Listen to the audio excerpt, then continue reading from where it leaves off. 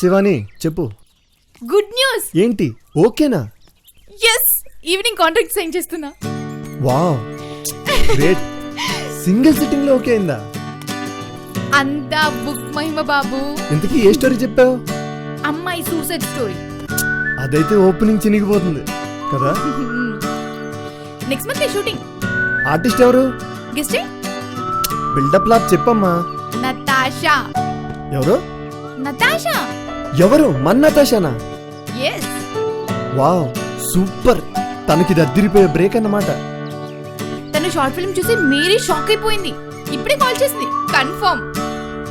ఈ బుక్ మామూలు బుక్ లో లేదు. మన గ్యాంగ్ మొత్తాన్ని ఎక్కడికో తీసుకెళ్లిపోతుంది. ఇంతకీ నీదేమైంది?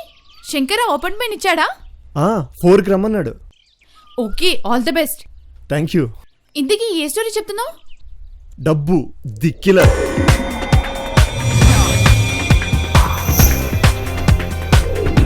బలవంతుడిదే రాజ్యమన్నది ప్రకృతి ధర్మం.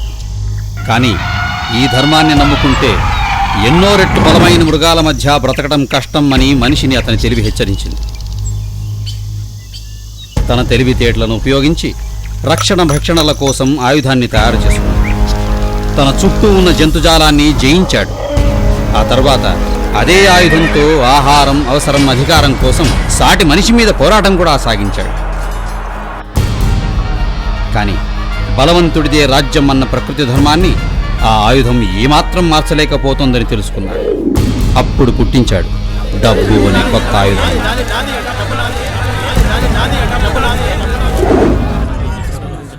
మనిషి ప్రయత్నం ఫలించింది.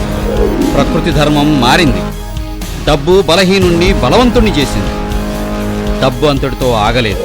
ఆహారం, అవసరం, అధికారం అనే మనిషి బలహీనతల్ని తనకు బలంగా మార్చింది. అత్యంత భయంకరమైన మారణాయుధంగా రూపాంతరం చెందింది. తనని తయారు చేసిన మనిషినే సమిధగా మార్చి మారణహోమం మొదలుపెట్టింది. కొన్నాళ్లకు ఈ మారణహోమమే ప్రకృతి ధర్మమైంది. కాలం 2016కు చేరింది.